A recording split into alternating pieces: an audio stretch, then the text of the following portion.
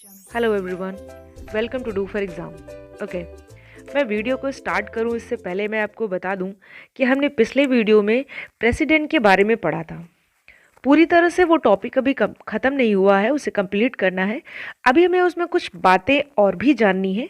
मैंने सोचा मैं आपको पहले वाइस प्रेसिडेंट के बारे में बता दूं ताकि आप लोग बाकी बातों के साथ साथ दोनों में डिफरेंसेस भी समझ पाएँ। इसलिए आज पहले वाइस प्रेसिडेंट को पढ़ेंगे। एक बात और, लेट वीडियो के लिए I am very very sorry. चलिए, तो अपने दिमाग में वाइस प्रेसिडेंट जी को इमेजिन कर लीजिए और इनको पढ़ते जाइए। वाइस प्रेसिडेंट जी हमारे स्टार्ट होते हैं आर्टिकल 63 से आर्टिकल 70 तक। हमें आर्टिकल 63 से लेकर आर्टिकल 70 तक इन्हें पढ़ना है, ठीक है। तो आर्टिकल 63 सबसे पहले ये कहता है कि भारत का एक उपराष्ट्रपति होगा, यानी कि भारत देश का एक उपराष्ट्रपति, एक वाइस प्रेसिडेंट होगा। पोस्ट के अनुसार, ये पोस्ट के अकॉर्डिंग उपराष्ट्रपति यानी वाइस प्रेसिडेंट राष्ट्रपति के बाद सेकंड नंबर पर रहेगा, यानी कि सबसे बड़ी पोस्ट रहेगी राष्ट्रपति जी की, उसके बाद हमारे आएंगे उपराष्ट्रपति जी। और हाँ, भारत में उपराष्ट्रपति के पद से संबंधित जितने भी प्रावधान हैं, जो भी चीज़ें हैं, वो अमेरिका के संविधान से ली गई हैं। ये एक इम्पॉर्टेंट नोट है, नोट कर लीजिएगा।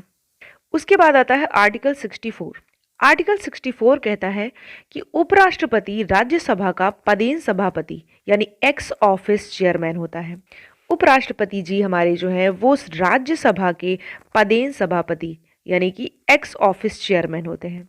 इसके साथ ही उपराष्ट्रपति जी अपने कार्यकाल के दौरान यानी कि कार्यकाल के ड्यूरिंग अन्य कोई भी लाभ के पद पर नहीं रख सकते, यानी कि ऑफिस ऑफ प्रॉफिट नहीं ले सकते। इसके बाद आता है आर्टिकल 65। आर्टिकल 65 कहता है अगर राष्ट्रपति महोदय जी अब्सेंट हैं किसी रीजन की वजह से, तो उनकी जगह कार्यवाहक राष्ट्रपति के रूप में उपराष्ट्रपति जी काम करेंगे आर्टिकल 65 के तहत। ये सिंपल सा है। उसके आगे आ जाते हैं आर्टिकल 66। आर्टिकल 66 की बात करूं तो इसको 4 पार्ट्स में बनाया गया है, जैसे आर्टिकल 66(1), 66(2), 66(3) एंड 66(4). इसको आप आर्टिकल ABCD भी कह सकते हैं, ये आपके पर है। किस में क्या है अलग अलग समझते हैं। ओके, आर्टिकल 66(1) के अकॉर्डिंग उपराष्ट्रपति का इलेक्शन कैसे होगा ये जानते हैं। उपराष्ट्रपति का इलेक्शन संसद के दोनों सदनों के सभी सदस्यों से मिलकर जो निर्वाचक मंडल द्वारा किया जाता है, ठीक है। इंग्लिश में इसे इलेक्टोरल कॉलेज कहते हैं। इम्पोर्टेंट बात एक ये है इसमें कि कॉन्स्टिट्यूशन में ये रूल था कि उपराष्ट्रपति का निर्वाचन यानी इलेक्शन संसद के दोनों सदनों की संयुक्त बैठक से होगा, लेकिन इस प्रक्रिया को 11वें संविधान संशोधन अधिनियम 1961 से हटा दिया गया है। इसके बाद से जैसे राष्ट्रपति जी का निर्वाचन होता है, सेम वैसे ही सीक्रेट प्रोसेस से उपराष्ट्रपति भी चुने जाते हैं। और हाँ, यहाँ पर इलेक्शन प्रोसेस में एक महत्वपूर्ण बात यह है कि राष्ट्रपति के अपोजिट उपराष्ट्रपति के निर्वाचन में संसद के मनोनीत सदस्य भी भाग लेते हैं। यानी कि बात आप समझ रहे हैं, राष्ट्रपति के निर्वाचन में संसद के मनोनीत सदस्य भाग नहीं लेते, लेकिन उपराष्ट्रपति जी के निर्वाचन में संसद के मनोनीत सदस्य भी भाग लेते हैं। इस बात को आप ध्यान रखिए। और एक स्टार पॉइंट नोट कर लीजिए कि राज्य विधान परिषद के सदस्य, फिर से सुनिए, राज्य विधान परिषद के सदस्य राष्ट्रपति या उपराष्ट्रपति किसी के भी निर्वाचन में भाग नहीं लेते हैं। इस पॉइंट को आप नोट करके स्टार बना के लिख सकते हैं। राज्य विधान परिषद के सदस्य राष्ट्रपति या उपराष्ट्रपति किसी के भी निर्वाचन में भाग नहीं लेते हैं। यहाँ पर बात खत्म हुई आर्टिकल 66(1) यानी ए की, ठीक है। नेक्स्ट आता है आर्टिकल 66(2) या आर्टिकल 66(b).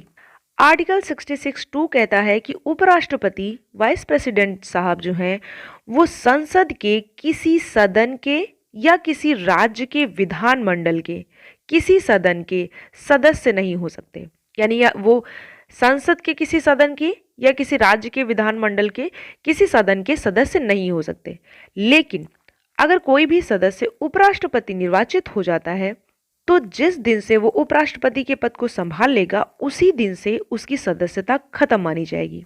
ओके, नेक्स्ट आते हैं हम अपने आर्टिकल 66(3) पर। आर्टिकल 66(3) के अकॉर्डिंग वाइस प्रेसिडेंट बनने के लिए किसी पर्सन के पास 3 योग्यताएं होनी चाहिए, 3 एबिलिटी होनी चाहिए। नंबर 1, वो भारत का नागरिक हो। नंबर 2, वो 35 ईयर की एज पूरी कर चुका हो।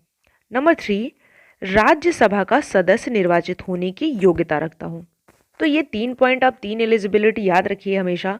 वो भारत के नागरिक हों, वो 35 वर्ष की आयु पूरी कर चुके हों और राज्यसभा का सदस्य निर्वाचित होने की योग्यता रखते हों। ठीक है, इसके बाद हम आ जाते हैं अपने अगले आर्टिकल पर, आर्टिकल 67। आर्टिकल 67 के अकॉर्डिंग उपराष्ट्रपति का कार्यकाल 5 वर्ष का होगा, लेकिन अगर 5 साल के पहले ही उपराष्ट्रपति अगर चाहें तो वो अपना त्याग पत्र राष्ट्रपति जी को दे सकते हैं। यानी कि अगर वो चाहें कि हमें 5 साल उपराष्ट्रपति नहीं रहना है, हमें इससे हटना है, तो वो अपना त्याग पत्र, अपना इस्तीफा राष्ट्रपति जी को दे सकते हैं। नेक्स्ट हम आ जाते हैं अपने आर्टिकल 68 पर। आर्टिकल 68 उपराष्ट्रपति का कार्यकाल समाप्त होने से पहले ही पद को भरने के लिए अगले उपराष्ट्रपति का इलेक्शन कार्यकाल समाप्त होने से पहले ही करा लिया जाएगा। यानी कि उपराष्ट्रपति का कार्यकाल समाप्त होने से पहले, यानी आप समझ लीजिए जैसे उपराष्ट्रपति जी के 5 साल पूरे होने वाले हैं, उससे पहले ही पद को भरने के लिए, यानी कि पद खाली ना हो जाए, उसको भरने के लिए अगले उपराष्ट्रपति का इलेक्शन कार्यकाल समाप्त होने से पहले ही करा लिया जाएगा, ताकि जो है पद खाली ना रहे। लेकिन अगर उपराष्ट्रपति की डेथ हो जाती है, या वो रिजाइन कर देते हैं, या वो अपना इस्तीफा दे देते हैं, या फिर किसी रीजन से उनको पद से हटा दिया जाता है, तो नए उपराष्ट्रपति का निर्वाचन या इलेक्शन जितनी जल्दी हो सके करा लिया जाएगा। और एक बहुत ही ज़्यादा इम्पोर्टेंट बात याद रखिए, अगर किसी उपराष्ट्रपति की डेथ हो जाती है उनके कार्यकाल के दौरान, या वो रिज़ाइन कर देते हैं, या किसी रीज़न की वजह से उनको हटा दिया जाता है, उसके बाद अगर नए राष्ट्रपति जी चुने जाते हैं, तो नया राष्ट्रपति जो होंगे वो पद संभालने की डेट से, यानी जिस डेट को वो अपना पद संभाल लेंगे, उस डेट से आगे 5 साल तक अपने पद पर बने रहेंगे। ये नोटेड पॉइंट याद रखिए। इसके साथ ही मैं आपको एक और महत्वपूर्ण बात बता दूं, चाहे वो राष्ट्रपति जी का निर्वाचन हो या फिर वो उपराष्ट्रपति जी का निर्वाचन हो, दोनों में से किसी का भी इलेक्शन हो, अगर कोई विवाद होता है, अगर कोई कॉन्फ्लिक्ट हो जाता है, तो इस पर निर्णय लेने का अधिकार सिर्फ और सिर्फ उच्चतम न्यायालय यानी सुप्रीम कोर्ट के पास है। इसके साथ ही उपराष्ट्रपति जी 5 वर्ष का कार्यकाल पूरा होने के बाद भी अपनी पोस्ट पर तब तक बने रहते हैं जब तक कोई दूसरा उनका उत्तराधिकारी उनका पद ना संभाल ले। यानी कि कोई दूसरा जब तक चयनित होकर ना आ जाए, तब तक वो अपने पद पर बने रहते हैं। ओके, अब आ जाते हैं हम अपने अगले आर्टिकल पर, आर्टिकल 69 पर। आर्टिकल 69 उपराष्ट्रपति की शपथ के बारे में है। इसके अकॉर्डिंग उपराष्ट्रपति अपनी पोस्ट संभालने से पहले, या मैं कहूँ अपना पद ग्रहण करने से पहले, राष्ट्रपति या राष्ट्रपति के द्वारा नियुक्त किसी व्यक्ति के सामने शपथ लेंगे। इस आर्टिकल के अकॉर्डिंग उपराष्ट्रपति जी अपनी पोस्ट संभालने से पहले, या मैं कहूँ अपना पद ग्रहण करने से पहले, राष्ट्रपति या फिर राष्ट्रपति के द्वारा नियुक्त किसी व्यक्ति के सामने अपनी शपथ लेंगे। It's very simple. ये आर्टिकल आप याद में रखिए, ध्यान में रखिए कि आर्टिकल 69 में उपराष्ट्रपति जी की शपथ के बारे में बताया गया है। ओके, नेक्स्ट आते हैं हम आर्टिकल 70 पर। आर्टिकल 70, इसको ध्यान से समझिएगा। आर्टिकल 70, आर्टिकल 70 संसद को एक स्पेशल पावर देता है। कभी अगर ऐसी कोई सिचुएशन आ जाती है, कोई ऐसी आकस्मिक स्थिति आ जाती है जिसका वर्णन संविधान में नहीं है, और ऐसी स्थिति में राष्ट्रपति और उपराष्ट्रपति दोनों के पद रिक्त हों, यानी कि दोनों के पद अगर खाली हों, ऐसी कोई सिचुएशन आ जाती है, तब संसद को ये अधिकार है कि वो राष्ट्रपति के कार्यों को करने के लिए या संचालित करने के लिए अपने अनुसार, अपने अकॉर्डिंग कोई स्टेप ले सकती है। यानी कि अगर दोनों पद खाली हो जाए, ऐसी कोई सिचुएशन आ जाए, तो संसद के पास ऐसा स्पेशल पावर है कि वो अपने अकॉर्डिंग जो चाहे, जो वैसी उस समय की जो सिचुएशन होगी उस हिसाब से वो खुद से संसद कोई भी निर्णय ले सकती है। यानी दोनों पद रिक्त होने की सिचुएशन में इसका सल्यूशन या समाधान राष्ट्रपति उत्तराधिकार अधिनियम 1969 में दिया गया है। नेक्स्ट आर्टिकल आ जाते हैं, आर्टिकल 71।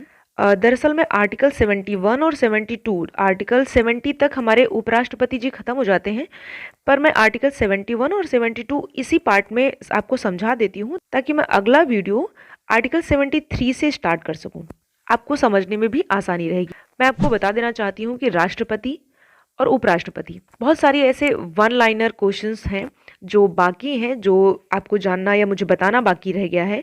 तो डोंट वरी, मैं आपको अलग अलग 2 वीडियो बनाकर एक राष्ट्रपति जी के ऊपर मैंने आपको बताया ही है कि राष्ट्रपति के बारे में बहुत कुछ ऐसा बाकी रह गया है जो अभी बताना है। उसके साथ ही उपराष्ट्रपति को हम डिस्कस करेंगे ताकि आप दोनों को कंपैरिजन करके इस चीज़ को अच्छे से समझ पाएँ और दिमाग में बिठा पाएँ कि किस में हमें क्या पढ़ना है, कौन कौन से आर्टिकल्स पढ़ने हैं और कैसे निर्वाचन होता है, कैसे क्या कार्यकाल है, सारी चीज़ें आप अलग अलग दिमाग में बिठाएं ताकि कन्फ्यूज़न ना रहे। ओके, हाँ, मैं जो है डिफरेंस के बारे में भी आपको अच्छे से बता दूंगी कि क्या क्या डिफरेंसेस हैं। चलिए, तो अभी पढ़ लेते हैं हम आर्टिकल 71 के बारे में। आर्टिकल 71 सिंपल है। अगर वाइस प्रेसिडेंट के इलेक्शन में कोई विवाद हो जाता है तो इसका निर्णय या कह लीजिए इसका सॉल्यूशन सुप्रीम कोर्ट करेगा। ओके, तो ये सिंपल है। आ जाइए लास्ट आर्टिकल पर, आर्टिकल 72। आर्टिकल 72 में राष्ट्रपति जी के द्वारा दिया जाने वाला क्षमादान, उसकी प्रक्रिया बताई गई है। राष्ट्रपति जी कितने प्रकार के क्षमादान देते हैं, कौन कौन सी चीज़ों को वो माफ़ कर सकते हैं, कौन कौन सी सज़ा माफ़ कर सकते हैं, इसके बारे में डिटेल में पढ़ेंगे। ये इतना छोटा टॉपिक नहीं है कि मैं आपको 5 मिनट में या 10 मिनट में आपको इसको समझा सकूं। अगर आपको बहुत अच्छे से मैं समझाऊंगी तो मुझे अच्छा एक अलग सा वीडियो बनाना पड़ेगा और वो मैं बनाऊंगी इसके बारे में। जब मैं राष्ट्रपति जी का वीडियो बनाऊंगी तो उनके स्पेशल पावर, उनके द्वारा दिए जाने वाला क्षमादान और प्रेसिडेंट हाउस के बारे में डिटेल में आपको पढ़ाऊंगी। राष्ट्रपति महोदय जी कितने प्रकार से किसी की सज़ा को माफ़ कर सकते हैं, ये हम वहाँ डिटेल में पढ़ेंगे ताकि आपको सारी चीज़ें क्लियर हो जाए। यहाँ अगर मैं आपको इस वीडियो में कवर करना चाहूँगी भी तो काफ़ी छोटा हो जाएगा। छोटा क्या, कुछ ऐसी चीज़ें हैं जो छूट जाएंगी, बताना रह जाएगा, तो आपका टॉपिक कवर नहीं हो पाएगा। तो आज का वीडियो यहीं तक। Thank you so much for watching and thanks for supporting us. Thank you so much.